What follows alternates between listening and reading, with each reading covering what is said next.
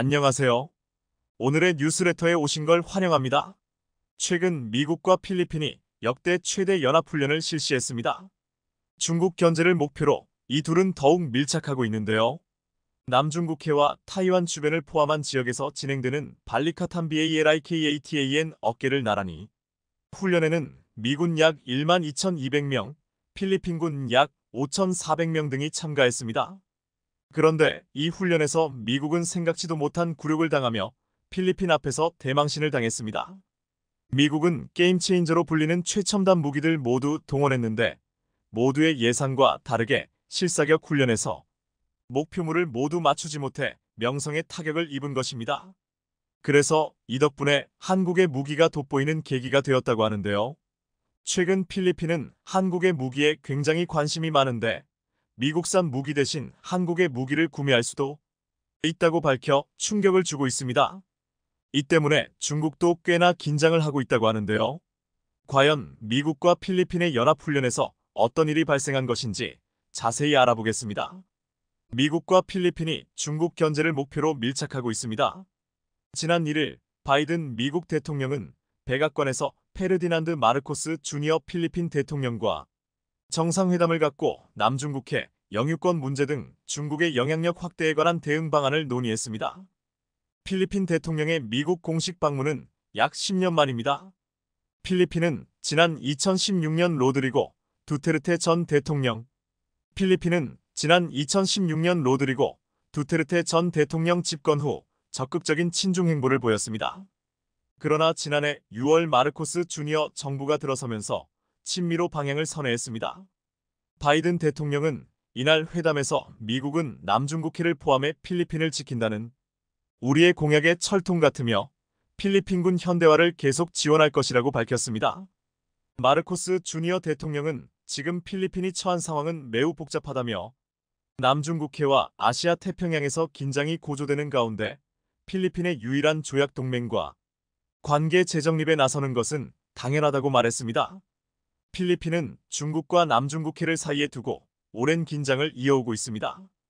특히 지난달 22일에는 중국 해안 경비정이 필리핀 함정에 근접해 대치하는 상황까지 벌어져 양국 외교부가 서로를 향해 비판 성명을 내기도 했습니다.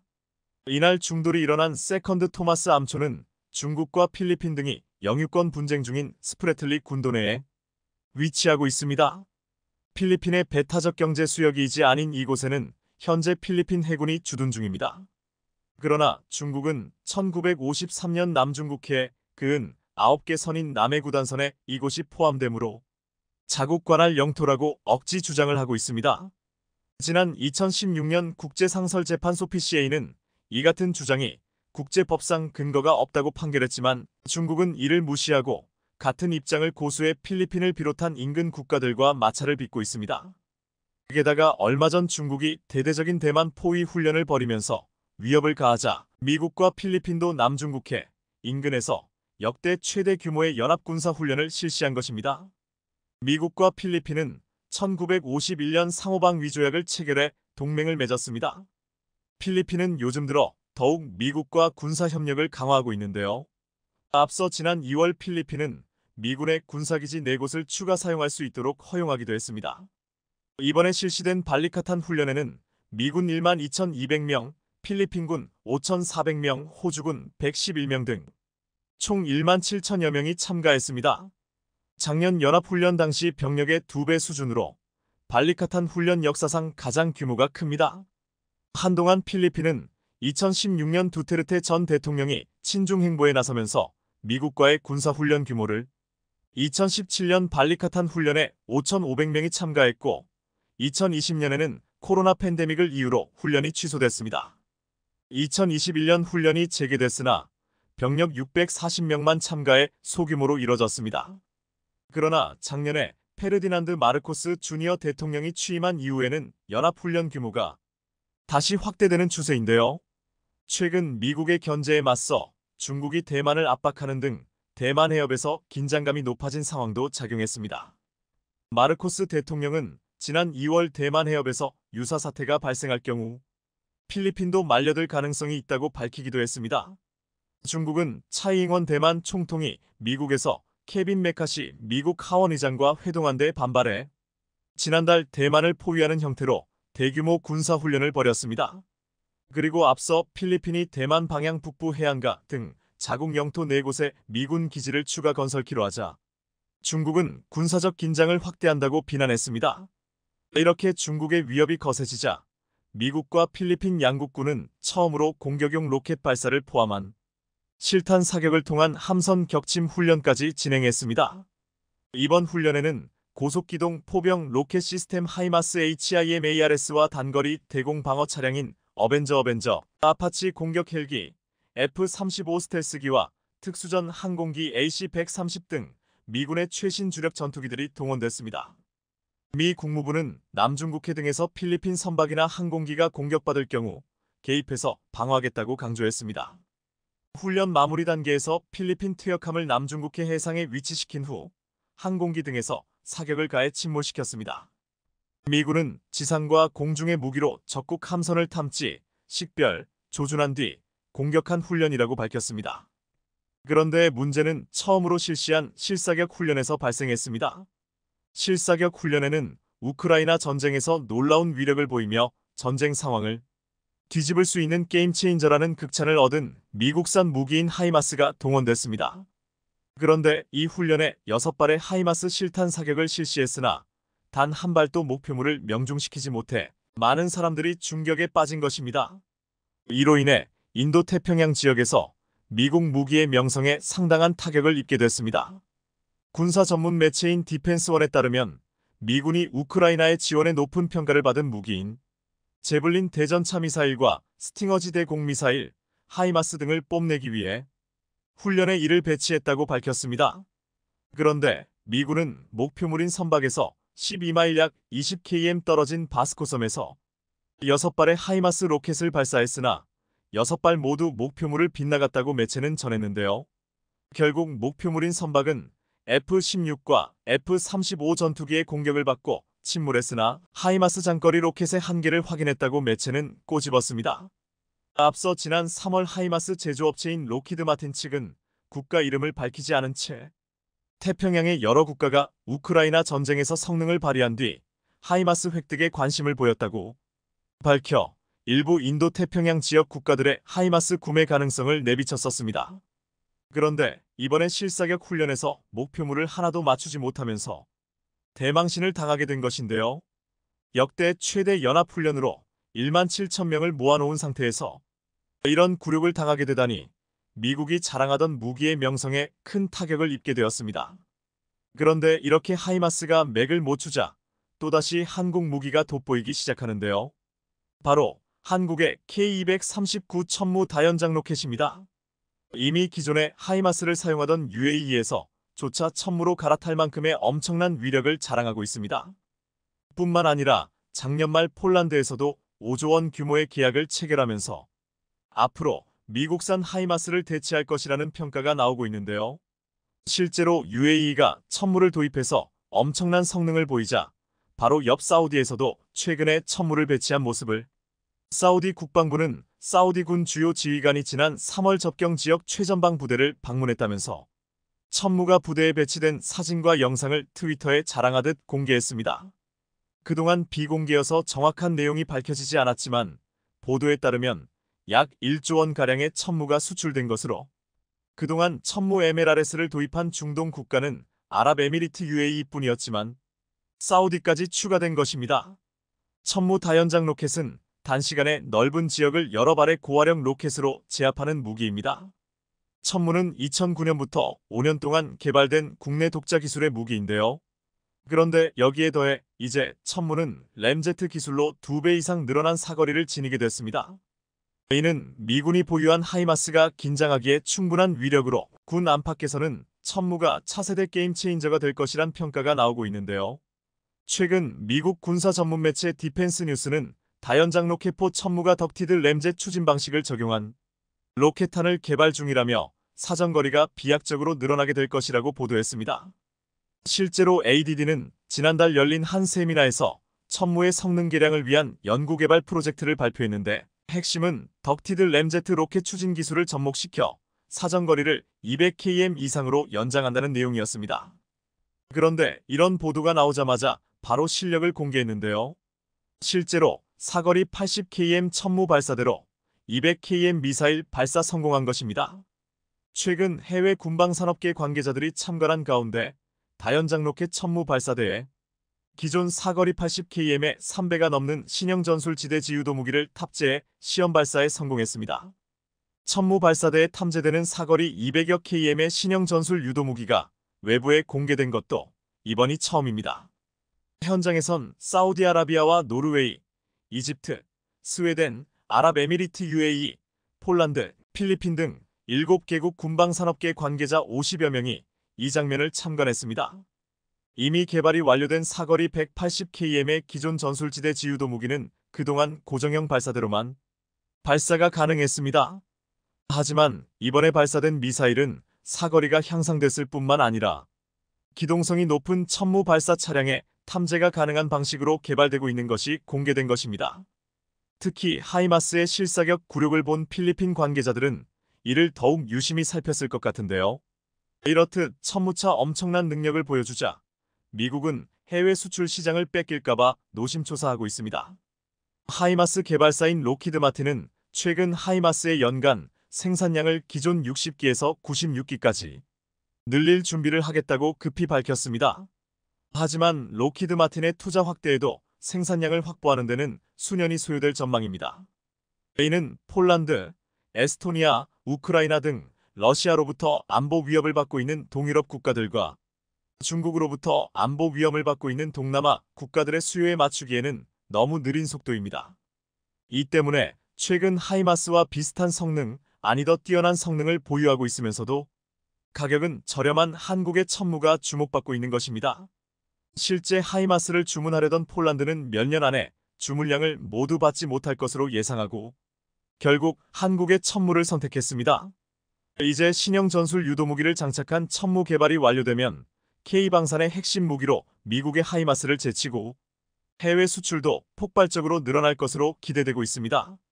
러시아 우크라이나 전쟁, 그리고 이번에 터진 이스라엘 팔레스타인 하마스 전쟁, 이 두 전쟁은 우리와 전혀 상관없을 것 같지만 사실 그렇지 않습니다. 왜냐면 자꾸 두 전쟁의 존재감을 드러내는 북한 때문입니다. 약 3주 전 이스라엘을 공습한 하마스 대원들은 대전차용 유탄 발사기 등으로 무장한 후 이스라엘에 큰 타격을 입혔습니다. 그런데 그간 하마스가 사용한 유탄 발사기 일부가 북한에서 수입했다는 주장이 제기됐었는데 이스라엘군이 이를 공식화하면서 사실로 드러났죠. 수거된 하마스 무기를 분석해보니 첫 기습 때 북한과 이란산 무기를 각각 10%씩 사용한 것으로 드러났는데요.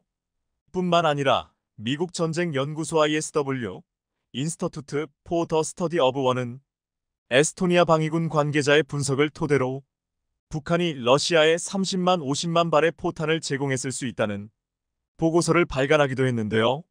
알려진 바에 따르면 현재 러시아군은 하루 약 1만 발가량의 포탄을 소모하고 있는데 북한이 보낸 최소 30만 발의 포탄이면 최소 한 달은 포격을 이어갈 수 있습니다. ISW는 북한이 러시아로 선적한 화물의 정확한 내용물을 확인할 수는 없지만 구소련 시기 생산된 포탄이 포함됐을 가능성이 크다며 북한이 제공한 포탄은 실패 비율이 평균보다 높을 수 있으나 전체적으로 러시아군에 유용할 것이라고 밝혔죠. 그러면서 러시아의 국내 포탄 생산과 북한으로부터의 포탄 수입 증가로 러시아군은 작년보다 상대적으로 낮은 수준이긴 하지만 2024년에도 우크라이나를 상대로 충분한 화력을 유지할 수 있을 것이라고 전망했는데요. 이렇듯 북한은 러시아와 하마스 등 서방과 등을 진 진영과 밀월 관계를 통해 서방 세력에 대항하고 있습니다.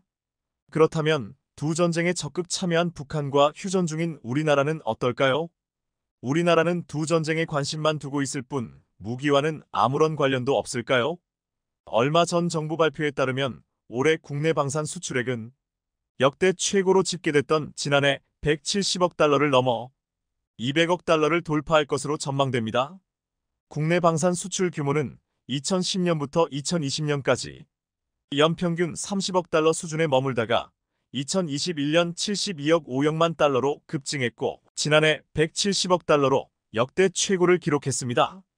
연간 우리나라의 무기 수입 규모가 50억 달러인 점을 고려하면 본격적으로 흑자로 돌아섬과 동시에 명실상부한 먹거리 산업으로 거듭난 겁니다.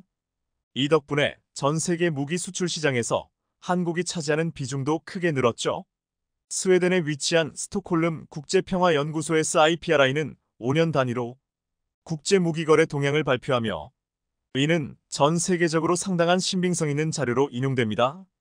그런데 연구소에 따르면 우리나라는 2018-2022년 무기 수출 시장 점유율 2.4%로 세계 9위로 집계됐습니다. 방위 산업은 고도의 기술력과 생산 역량이 요구되므로 진입 장벽이 높은데도 직전 5개년 2013-2017 조사에서 1.3%에 그쳤던 점유율이 2배 가까이 수직으로 상승했죠. 파리 스페인이 0.6%와 거의 차이가 없고 전통적인 무기 수출 강국 이스라엘이 0.3%를 근소하게 앞섰습니다. 물론 여기까지는 많은 분들이 알고 계시는 사실입니다. 하지만 최근 전 세계적으로 벌어지고 있는 전쟁으로 인해 우리나라의 무기에 대한 관심, 특히 유럽의 관심은 뜨겁다 못해 타들어갈 지경입니다.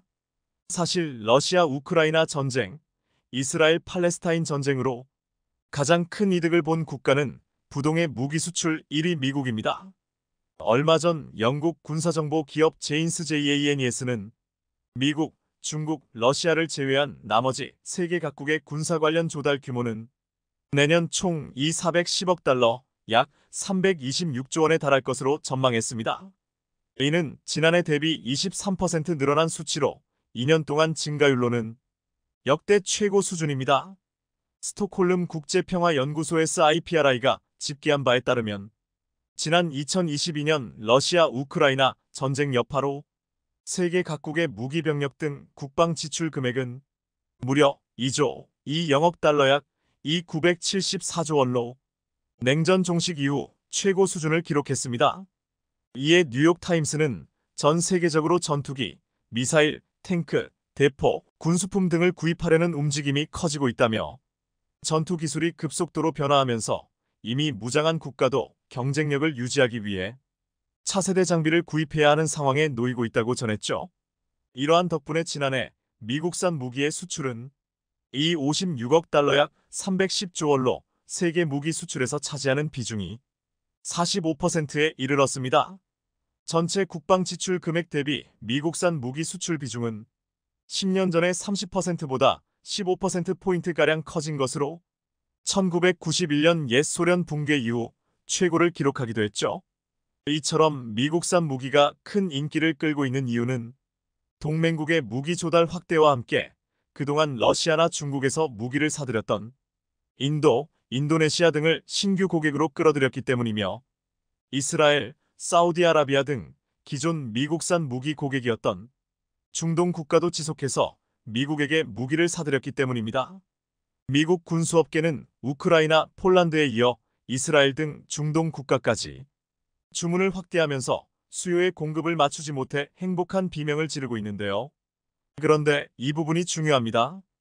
미국이 폭발하는 수요를 감당하지 못한다면 그 빈자리를 누가 차지할 것이냐, 즉 그 어마어마한 물량을 누가 대신 받아줄 수 있느냐의 문제가 생기니까요. 그리고 그 대안으로 우리나라가 강력하게 떠오르고 있는 상황입니다. 이는 얼마 전 스톡홀름에서 열린 나토 주간 산업 포럼만 봐도 알 수 있습니다.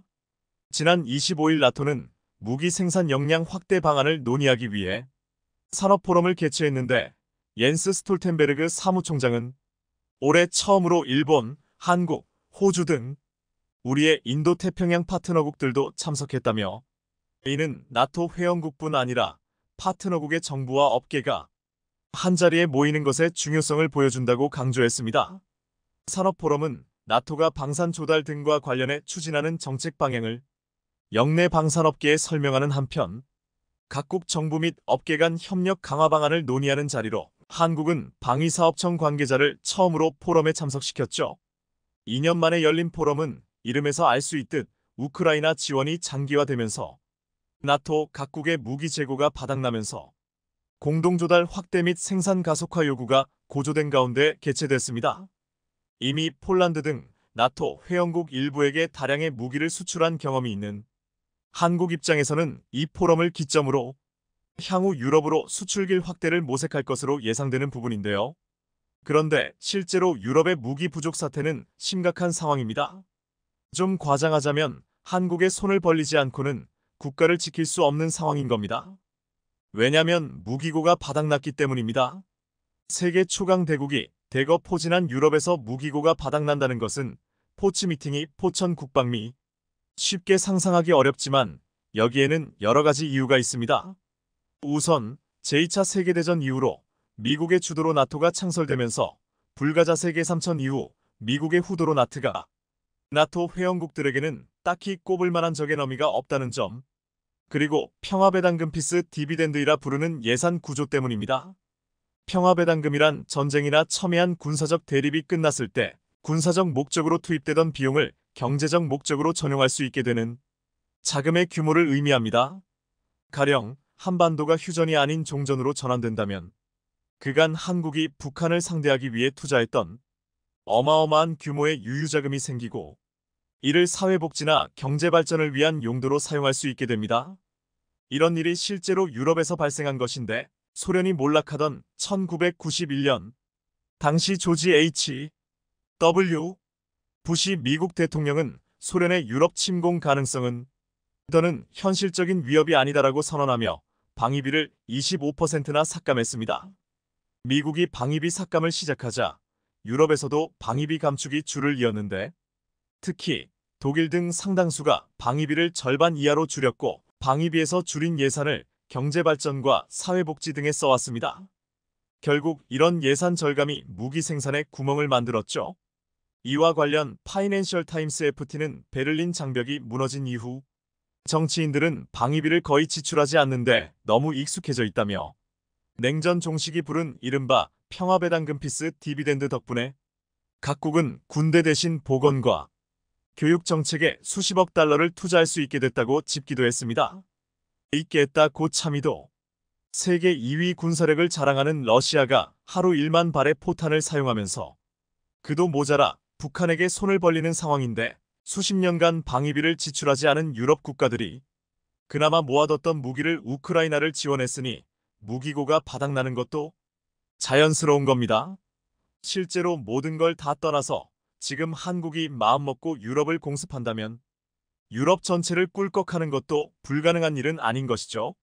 그럼 포탄을 기준으로 한번 살펴볼까요? 러시아 우크라이나 전쟁에서 한 달에 포탄이 적을 때는 10만 발, 많을 때는 약 24만 발이 사용된 것으로 집계됐습니다. 그런데 유럽 전체에서 1년간 생산할 수 있는 최대 수량이 고작 30만 발이라고 하죠. 그러니까 러시아 우크라이나 전쟁에서 한 달 사용 분량이 유럽 전체 생산 물량과 맞먹고 있는 것인데 전쟁은 벌써 20개월에 접어들었습니다. 그간 유럽은 우크라이나를 지원한다는 명목으로 무기고에 비축해둔 물량을 풀어왔는데 전쟁은 아직도 끝날 기미가 보이지 않습니다. 미국조차 주도적으로 우크라이나를 지원하고 있기 때문에 항상 물량이 부족해 유럽에서 수출을 요청해도 보낼 수 없는 상황입니다.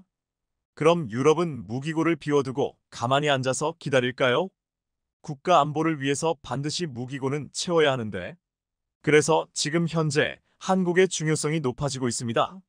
한국의 경우 일례로 155 자주포 포탄의 절반가량을 보유하고 있습니다. 155 포탄은 곡사포 등 각종 재래식 무기에 쓰이는 주요 포탄으로 K9 자주포도 이 포탄을 사용하죠. 미 국방부 발표에 따르면 우크라이나는 하루에 약 3,000발의 155 포탄을 사용하고 있는데 쉽게 말하면 1년간 100만 발 이상을 쐈다는 겁니다. 상당수가 미국이 지원해 물량을 맞추기도 힘든 상황이고 유럽도 이를 지원했으나 성에 차지 않는 상황. 그런데 한국에서는 이야기가 다릅니다. 북한과 종전이 아닌 휴전을 이어오고 있어 늘 북한의 공격에 대비해 K9 등 155포 운용 비중을 늘려왔고 훈련을 위해 계속해서 포탄을 소비하고 생산해왔죠. 더구나 지속적으로 소비가 이뤄지면서 품질도 꾸준히 관리해 흔히 명품으로 꼽히는 미국이나 독일산에 전혀 밀리지 않으며 현지 생산이라는 메리트 고리고 미국 무기와의 호환성까지 갖추고 있습니다. 미국이 제대로 포탄을 수출할 수 없는 상황에서 유럽에게 이만큼 군침이 도는 생산국도 없는 셈이죠. 아마 러시아 우크라이나 전쟁이 끝나 155포탄에 대한 수요가 줄어들 것이라 생각하지만 이도 사실은 아닙니다. 왜냐면 이스라엘 팔레스타인 전쟁으로 다시 불타기 시작한 중동 화약고가 언제 터질지 모르는 상황이고 중국과 대만이 여전히 긴장 상태를 이어가고 있기 때문에 포탄뿐 아니라 전반적인 한국산 무기에 대한 수요가 넓어질 것으로 생각됩니다. 물론 일각에서 전쟁으로 인해 이득 보는 게 뭐 그리 자랑이냐고 말할 수 있습니다. 다만 시간을 조금만 거꾸로 돌려보면 미국이, 일본이 전쟁으로 막대한 이득을 얻고 엄청난 경제 발전을 이룩한 사례가 있습니다. 심지어 전 세계 꼴찌거리 북한도 러시아와 하마스에 포탄을 보내고 있는 상황에서 우리나라가 정상적인 방식으로 무기를 수출하고 그를 통해 결제를 발전시키는 것이 나쁜 일인가? 라는 생각이 듭니다. 여러분들의 생각은 어떠신가요? 최근 인도네시아 대선에서 한국 관련 이슈가 크게 떠올랐습니다. 특히 차기 대선의 유력 주자인 프라보워 국방장관이 한국 뒤통수 친 대가를 톡톡히 받고 있다고 합니다. 프라보워 후보는 두 번의 대선에서 모두 조코이 대통령에 밀려 낙선했고 대선 뒤에는 부정선거를 주장하며 조코이와 각을 세웠습니다. 하지만 이후 국방부 장관에 앉자 국방에 대해 어필하려고 필사적으로 노력하면서 한국과는 거리를 두면서 다른 나라와는 무리한 방산 계약을 추진했는데 이게 지금 프라보워에게 역풍이 되고 있다고 하는데요. 오늘은 인도네시아 대선 막바지에 유력 대선 후보였던 프라보워 후보를 곤란하게 만들고 있는 한국 관련 이슈는 무엇인지 이 소식 자세히 알려드립니다. 2024년은 세계 선거의 해라 할 만큼 여러 나라에서 선거가 있지만 그 중에서도 한국에 영향을 크게 끼치는 선거 중 하나가 다음 달 있을 인도네시아 대선입니다. 현재로서는 지지율 1위를 달리고 있는 프라보워 국방장관과 간자르 프라노워 중부자바 주지사가 결선 투표까지 갈 가능성이 높아 보입니다.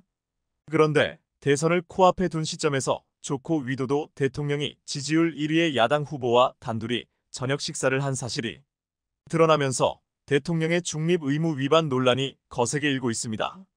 최근 인도네시아 언론들은 조코이 대통령이 프라보워 수비안토 후보와 한식당에서 단둘이 식사하는 사진을 공개했습니다. 이 사실이 알려지자 여당은 대통령이 선거를 앞두고 공무원과 경찰, 군의 중립을 지키라고 명령한 사실을 언급하며 자신부터 이를 실천해야 한다고 촉구했습니다. 정치평론가인 아디 프라이트노는 아예 선거가 다가오면서 조코이 대통령이 프라보워가 자신의 유일한 후계자라는 것을 대중에게 명확히 보여주려는 의도로 보인다고 일갈했습니다. 다음 달 14일 열리는 인도네시아 대선은 조코이 대통령이 사실상 여당이 아닌 야당을 지지하는 이례적인 상황이 벌어지고 있는데요. 더 웃긴 건 조코이 대통령의 아들이 야당인 프라보워의 러닝메이트가 되어 뛰고 있다는 사실입니다. 조코이 대통령이 프라보워가 대통령이 되면 자기 아들은 부통령 자리에 올리려는 것입니다. 프라보워는 자신이 대통령을 하고 그 다음에 조코이의 아들이 대통령을 하면 되지 않느냐고 꼬드겼을 것이고 조코이는 현재 자신의 지지율이 70%대로 높으니 자신의 높은 지지율을 믿고 야당인 프라보워를 지지한 꼴인데요. 비유하자면 조코이가 민주당의 오바마였는데 갑자기 트럼프를 지지하기로 결정한 것과 같았고 바이든 미 대통령이 트럼프와 식사를 하면서 차기 대통령을 하라고 힘을 실어준 것이나 다름없었습니다. 현재 프라보워를 제외한 다른 후보들의 지지율은 다 고만고만합니다. 그런데 이들 대선 후보들이 프라보워가 한국에 보여준 여러 가지 행동을 부각시켜 그의 잘못을 선거에 활용하고 있습니다. 구체적으로 프라보워는 지금까지 자신이 국방장관 시절에 추진한 프랑스와의 군수 계약을 최고의 업적으로 내세웠습니다. 프라보워는 지난해 2월 프랑스의 라팔 전투기 42대 도입을 추진했고 미국 F-15개조 전투기를 도입하려고 했습니다. 물론 한국과의 KF-21 사업에 대해서는 언급하지 않았습니다. 프라보워가 이렇게 자신의 브랜드를 국방으로 내세운 것은 인도네시아가 현재 경제가 어렵기 때문에 대외적인 이슈를 부각시켜 국민들의 시선을 대외적인 문제로 돌리고 국방을 강하다라는 이미지를 심어주려고 했던 것입니다. 그런데 한국형 전투기 KF-21의 공동 개발자인 인도네시아는 한국에 주어야 할 분담금 9,911억 원은 미납하면서 프랑스한테 라팔 전투기를 사들이는 3차 도입 계약은 또 유효화했습니다. 또한 카타르에게 중고 미라주 전투기를 구매했습니다. 무려 9,500억 원을 주고 중고 미라주 전투기 12대를 구매했다는 것입니다. 카타르가 프랑스로부터 사서 26년이나 써먹은 낡은 전투기를 이 돈에 샀다는 것입니다. 프랑스로부터 라팔 전투기 42대를 산다면서 이 상황에 오래된 퇴물 전투기를 또 사들인 겁니다. 이것을 두고 인도네시아 내부에서조차 프라보워 후보가 대선 정치 자금을 마련하기 위해 이런 어처구니 없는 일을 추진한 것이 아니냐는 비난이 쏟아졌습니다.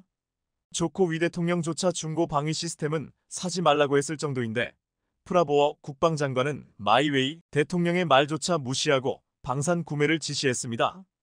특히 현재 인도네시아 언론들은 하빕 보우카로우바라는 프랑스 무기 거래상이 있다며 그가 프라보워와 여러 차례 만났는데 이때 뒷돈을 받았을 가능성이 크다고 보도했습니다.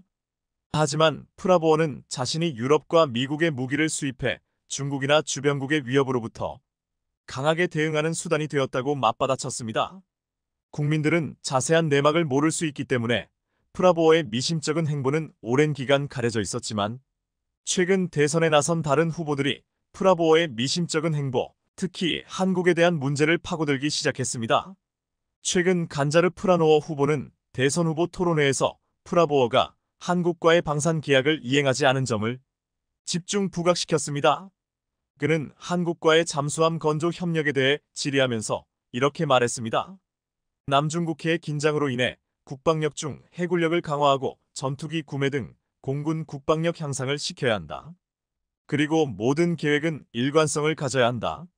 내가 알기로는 한국과의 잠수함 협력을 취소한 것으로 안다. 프라보워 수비안토 후보자에게 해명을 요구한다. 간자르 프라노워 후보자가 언급한 한국 잠수함 협력은 배수량 1,400티급의 세척을 건조하는 인도네시아 잠수함 2차 사업을 말합니다.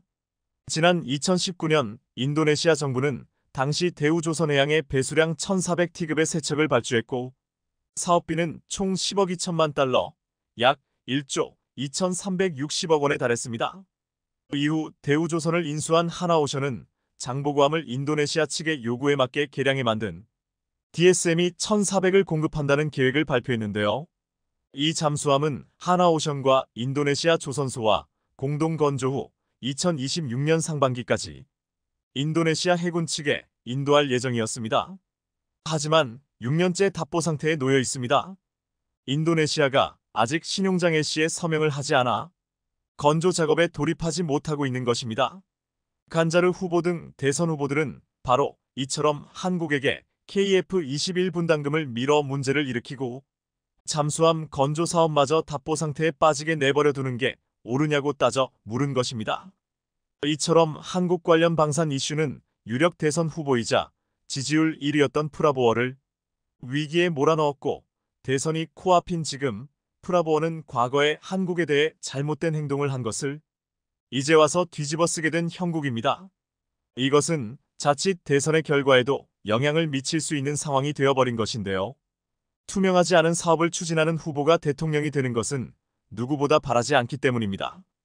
더구나 최근 국방장관이라는 포지션으로 여러 가지 알 수 없는 이권을 챙겼다는 의혹을 받고 있는 프라보워가 한국이라는 매우 좋은 파트너를 홀대에 말레이시아에 빼앗기고 있다는 말까지 나오자 프라보워도 당황한 모습입니다. 말레이시아에는 최근 연달아 한국의 2차 전지 배터리 공장과 산업시설들이 들어서고 있고 세계에서 두 번째로 높은 빌딩을 삼성물산이 완공해 눈길을 끈 데 이어 말레이시아 국왕은 이런 사업의 완공식에 참석해 한국의 지원을 더 늘리는데 주력했습니다. 또한 축구에서도 김판곤 감독이 돌풍을 일으키며 한국에 대한 호감이 크게 증가하고 있습니다. 이런 모습을 보면서 인도네시아 국민들은 프라보워 장관이 만일 대통령이 된다면 한국과 크게 멀어지게 될 것이란 두려움을 갖게 된 것입니다. 그동안 조코이 대통령 주도하에 현대자동차의 투자는 물론 LG엔솔의 배터리 공장 건설 등의 일정이 막바지에 이르고 있는 상황입니다. 만일 한국과의 관계가 멀어지면 이런 모든 프로세스가 중국으로 넘어갈 수도 있으며 중국은 이런 국면을 보고 속으로 쾌재를 부르고 있을지도 모릅니다. 중국으로서는 프라보어만 포섭하면 인도네시아를 1대1로에 들여놓을 수 있고 프라보어는 이권을 챙기는 사람이기에 중국과 밀월 관계가 될 수도 있기 때문입니다. 그나마 조코이 대통령은 이를 인식이나 하고 한국과 많은 기회를 상당히 추진해 왔지만 프라보어는 한국에 거리를 두는 사람이었기 때문에 우려하고 있는 것인데요. 현지 언론들은 이렇게 프라보어를 비난했습니다. 프라보어는 한국을 배신하고 결국 KF-21 사업도 망치고 있다. 인도네시아 대선 후보들이 프라보어가 대통령이 되면 한국과의 관계가 멀어질 수 있다는 것을 부각시킨 것이 먹혀들고 있는 것입니다. 프라보어는 한국 관련 이슈 때문에 지지율의 몇 퍼센트를 잃을 수 있고 이것 때문에 대선을 놓칠 수도 있는 입장이 된 것인데요. 더구나 프라보어가 조코이의 장남을 부통령 후보로 내세우면서 잠시 지지율이 오르는 듯 했지만 이것은 오히려 지지율에 악영향을 주고 있습니다. 익명의 소식통들을 인용한 통신은 내각의 일부 장관들과 조코이 대통령의 오랜 충성파들조차 조코이가 라이벌인 프라보어와 손을 잡고 아들을 통해 권력을 유지하고자 하는 데 대해 실망감을 드러내고 있다고 보도했습니다. 삼성물산과 대우건설 등 한국건설 업계는 인도네시아 수도 이전 뒤 진행돼 6개 위성도시 사업 수주를 위해서도 이번 인도네시아 대선의 결과에 그 어느 때보다 주목하고 있는 상황인데요. 인도네시아 수도 자카르타 땅은 해마다 25cm씩 가라앉고 있고 수도 이전 및 대형 공사는 최근에는 수도 자카르타의 수몰 속도를 늦추기 위해 약 13조 원을 들여 방파제를 짓는 계획도 발표했습니다. 이런 어마어마한 프로젝트에 한국의 협력이 있다면 일이 얼마나 순조롭게 진척될 것인지 인도네시아 정치인들도 모를 리가 없는데요. 이로써 프라보어는 한국 관련 방산 계약을 무시한 행동과 조코이의 장남과 손잡는 악수까지 두면서 다 잡은 듯한 대권이 멀어지는 듯한 형국이 되고 말았습니다. 대권을 잡으려면 지금이라도 한국에 해야 할 계약부터 이행해야 할 것입니다. 최근 불의 고리 중 하나인 필리핀에서 민다나오 섬 북부에서 리히터 규모 7.6의 강진이 발생해 비상이 걸렸습니다. 또한 불과 며칠 사이에 중국, 방글라데시, 칠레, 중남미 지역에서 지진이 연달아 발생해 불의 고리에 있는 지진다발 지역들을 불안에 떨게 했습니다. 특히 일본 역시 지바, 시즈오카, 가고시마 등 태평양에 접한 현해 쓰나미 경보를 발령했는데 실제로 일본의 쓰나미가 발생해 국민들의 불안을 가중시켰습니다. 그런데 이 지진의 여파는 인도네시아까지 확산됐습니다. 그야말로 불의 고리가 동시에 들썩였다고 볼 수 있는데요. 세계에서 가장 활발한 화산 중 하나인 인도네시아 마라피 화산의 모습입니다. 지난 3일 마라피 화산이 분화하면서 등산객 11명이 목숨을 잃었고 인근 마을이 화산재로 뒤덮였습니다. 3km까지 치솟은 화산재는 인구 10만 명의 수마트랑 섬 부키팅기시까지 도달할 정도였습니다. 해발 2891m인 무라피 화산은 1930년에도 대폭발을 일으켜 1,300명이 사망했고 2010년 대폭발 때는 350명 이상이 사망했던 악명 높은 산입니다.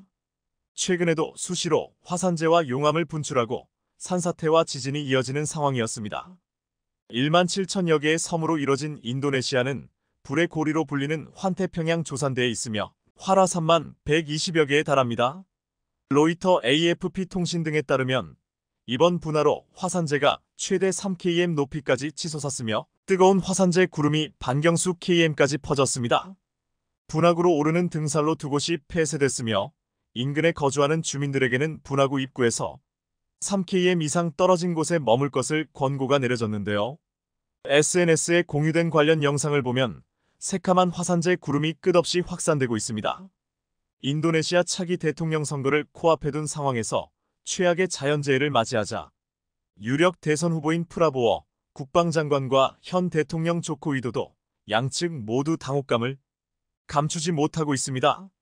이들은 그간 정치적으로 반대 세력이었지만 프라보어 국방장관이 조코 위도도 장남에게 부통령 자리를 약속하면서 황당하게도 정치적 동반자가 되어 있는 상황입니다. 현직 대통령이 자신의 장남을 위해 과거의 적이자 야당의 대선 후보와 손을 잡은 것입니다. 이 사태만 보아도 인도네시아의 정치판이 얼마나 막장인지 알 수 있는데요. 이 정도 수준이라면 그간 인도네시아에서 한국 기업들에게 벌인 비상식적인 인들이 어느 정도 설명이 가능해집니다. 인도네시아는 우리에게 KF-21의 분담금을 아무 이유 없이 납부하지 않고 애를 먹이고 있는 나라로 유명한데요. 하지만 사실 인도네시아에서 이런 일은 비일비재합니다. 인도네시아 조코위 대통령은 두 나라 수교 50주년 맞아 한국의 전기차 기술 등을 유치하고 싶어 했으며 한국 기업의 투자를 원한다고 말했습니다. 또한 인도네시아의 100년 대계가 걸린 신수도 사업을 추진하는 데에 한국 기업들의 친환경 첨단 기술이 필요하다고 말해왔습니다. 기본적으로 친미 외교 전략을 내세우는 상황에서 신수도 건설 사업에 중국 기업들과 협력하기는 어렵기 때문에 한국 건설 기업들과 협력이 절실한 것도 사실이었습니다. 그런데 인도네시아 정부는 이 신수도 사업마저도 뒤통수를 쳤습니다.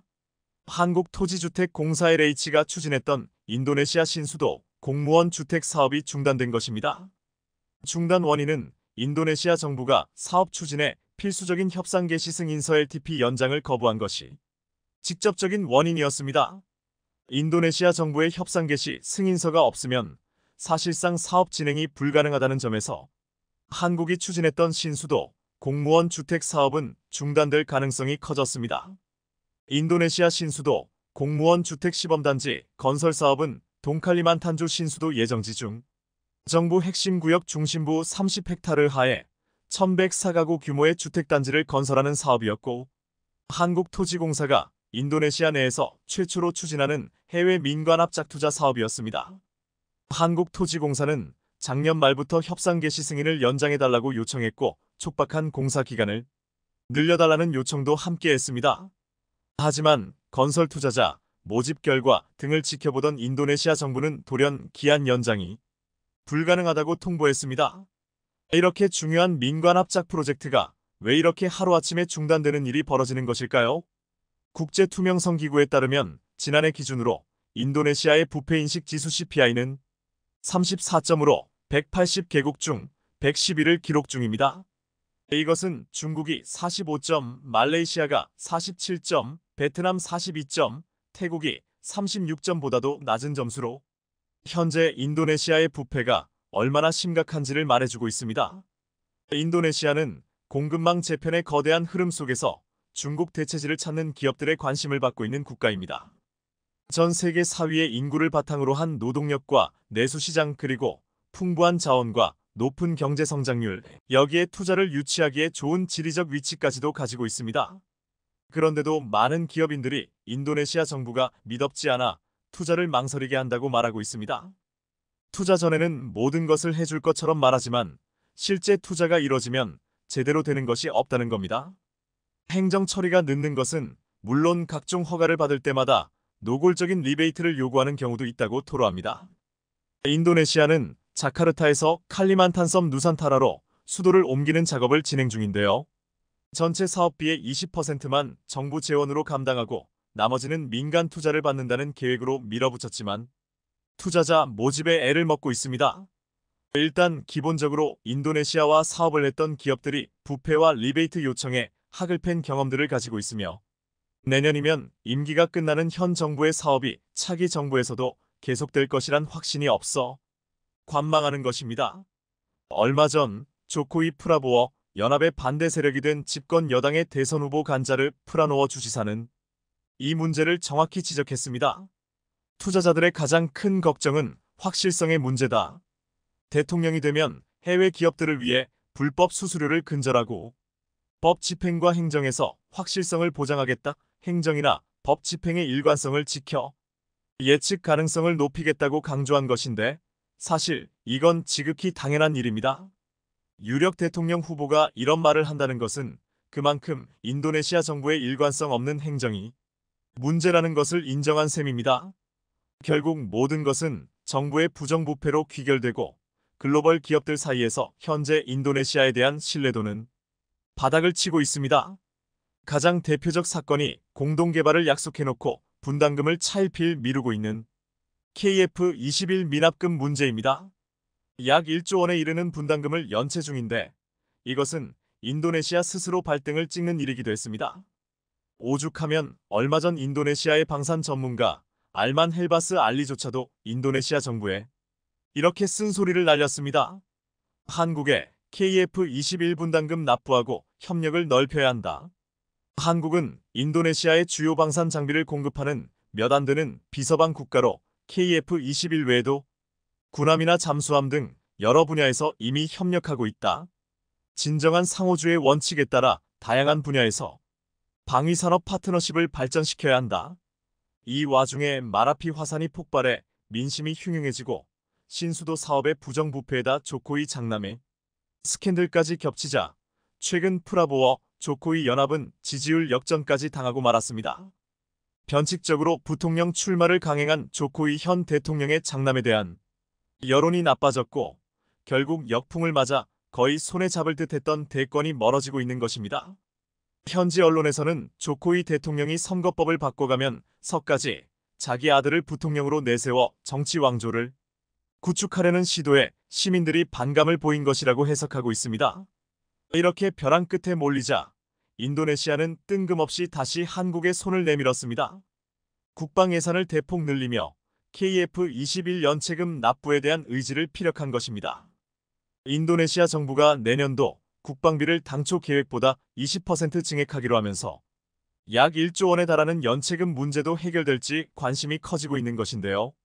특히 프라보어 수비안토 국방부 장관이 늘어나는 예산은 주로 공군력 강화를 위해 사용될 것이라고 밝혀 과연 인도네시아가 미납금을 청산할지 주목되고 있습니다. 대선 후보이기도 한 프라보어 수비안토 국방부 장관은 인도네시아의 영토가 유럽 전체와 비슷한 규모라며 광활한 영토를 고려하면 더 많은 국방비가 필요하다고 강조하고 있습니다. 하지만 한국 입장에서는 이제 입금 전에는 믿을 수가 없을 정도로 신뢰도가 악화되었습니다. 인도네시아 대선이 국제사회에서 신뢰를 되찾을 수 있는 계기가 되길 기대해봅니다. 시청해주셔서 감사합니다.